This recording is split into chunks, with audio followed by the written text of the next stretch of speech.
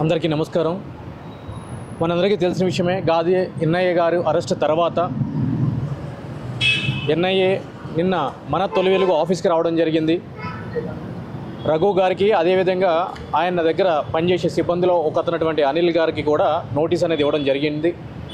అందులో భాగంగా రఘు గారికి ఇచ్చిన దాంట్లో మీ యొక్క యూట్యూబ్ ఛానల్లో ప్లే అయినటువంటి ఒక వీడియో లింక్కి సంబంధించి అక్టోబర్ నెలలో ప్లే అయినటువంటి వీడియోకి సంబంధించిన ఫుటేజ్ మాకు కావాలి అని చెప్పని, అది కూడా క్లియర్గా 65B ఎవిడెన్స్ యాక్ట్ సర్టిఫికేషన్ తోటి కావాలి అని చెప్పని అడగడం జరిగింది. అనిల్ అనే వ్యక్తికి సంబంధించి మీరు విచారణకి రావాలి మా దగ్గరికి అని చెప్పడం జరిగింది. అందులో భాగంగానే ఈయన్ని కూడా ఇన్ పర్సన్గా ఈరోజు కార్యాలయానికి, అతను కూడా విచారణకి కార్యాలయానికి 3 గంటల లోపు రావాలి అని చెప్పడం జరిగింది.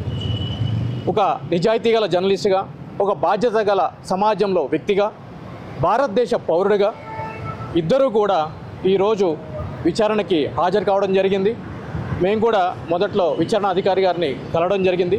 అందరూ కూడా చాలా బాధ్యతాయుతంగా చట్ట ప్రకారము ఒక నేరానికి సంబంధించినటువంటి ఎవిడెన్స్ కానీ, విట్నెసెస్ కానీ ఏదైనా ఎవరి దగ్గర నుంచి అయినా సరే కావాలి అని అనుకున్నప్పుడు చట్ట ప్రకారము, చట్టం ఏదైతే చెప్తుందో దాని ప్రకారమే వాళ్ళు ముందుకు వెళ్ళటం జరిగింది.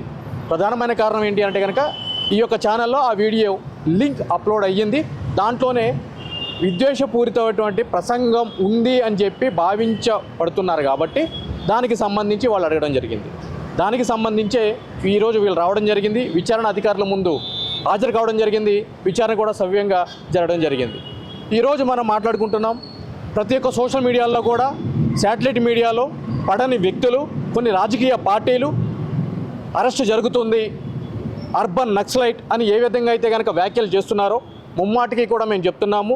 మా తరపున కూడా ఎన్ఐఏ అధికారులకి ఏదైతే కనుక అర్బన్ నక్సలిజం అనే మాట ఉందో అది ముమ్మాటికి కూడా పదే ఇన్స్టిగేట్ చేయడం కూడా చట్ట ప్రకారం నేరం కాబట్టి మా దృష్టికి వచ్చిన వాళ్ళందరి మీద కూడా కంప్లైంట్ రూపంలో, ఫిర్యాదు రూపంలో మేము కంప్లైంట్ రూపంలో చేసి సదరు అధికారులకు అందజేసి ఈ విధంగా సమాజంలో శాంతి భద్రతలు చెడగొట్టే విధంగా, అదేవిధంగా బాధ్యత కలిగిన వృత్తిలో ఉన్నటువంటి వ్యక్తుల మీద ఇటువంటి ముద్రలు వేయడం చేత సమాజంలో అది ఒక వక్రీకరించబడిన దిశగా వెళ్తుంది. కాబట్టి వీళ్ళందరి మీద కూడా సమాజ వ్యతిరేక శక్తులు కూడా నిజమైన నక్సలిజానికి, అర్బన్ నక్సలిజానికి అర్థం ఏంటి, ఏం చెప్తుంది అని తెలుసుకుని మాట్లాడితే ప్రతి ఒక్కళ్ళు కూడా వింటుంది. ఈరోజు ఎవరైతే కనుక ఈరోజు అరెస్ట్ కాబడ్డారు, వీళ్ళు అర్బన్ నక్సలైట్లు అని చెప్పి అంటున్నారో వాళ్ళందరికీ కూడా రేపు నోటీసులు ఇష్యూ చేసి వాళ్ళు కూడా విచారణ అధికారి ముందు హాజరయ్యి వాళ్ళకి ఎక్స్ప్లెనేషన్ చేసే విధంగా కూడా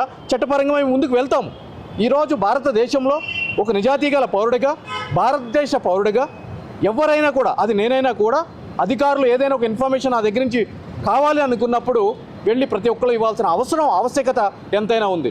ఎందుకు అనంటే కనుక ఈరోజు స్వేచ్ఛ, స్వతంత్రం, సమానత్వం కలిగినటువంటి దేశంలో మనం ఉంటున్నాము.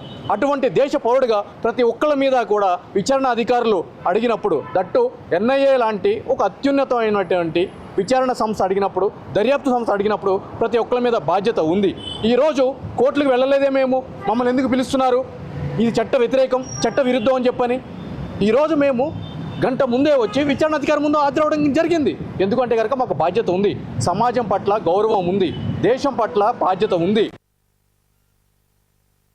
సో వీళ్ళందరికీ కూడా ఈరోజు మీరు మాట్లాడుకున్నారు, ఈరోజు అయిపోయింది, రేపటి నుంచి మీ వంతు స్టార్ట్ అవుతుంది, దయచేసి రెడీగా ఉండండి అని చెప్పని మీ అందరి ద్వారా కూడా నేను తెలియజేస్తున్నాను.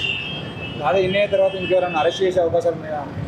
బ్రదర్, ఇది సాధారణ ఇన్వెస్టిగేషన్ కాదు, ఇది UAPA అనే ఒక చట్టం ద్వారా ఎన్ఐఏ అధికారులు మినిస్ట్రీ ఆఫ్ హోమ్ అఫైర్స్ ద్వారా ప్రత్యేక ఉత్తర్వుల ద్వారా వీళ్ళకి ఈ యొక్క కేసుని ఇన్వెస్టిగేషన్ చేయండి అని చెప్పని వచ్చిన ఉత్తర్వుల ద్వారా వీళ్ళు కేసు రిజిస్టర్ చేసి గాదే ఎన్ఐఏ గారిని అరెస్ట్ చేయడం జరిగింది.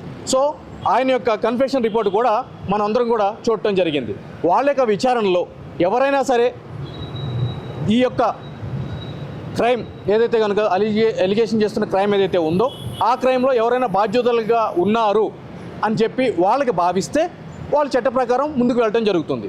సో ఈ దశలో వీళ్ళు అరెస్ట్ అవుతారు, వాళ్ళు అరెస్ట్ అవుతారు, ఇంకా 10 మంది వ్యక్తులు వస్తారు అని చెప్పి చెప్పడానికి ఎటువంటి రైటు మాకు లేదు. అది ఆ విధంగా చర్చించడానికి కూడా మనకు హక్కు లేదు. Thank you very much.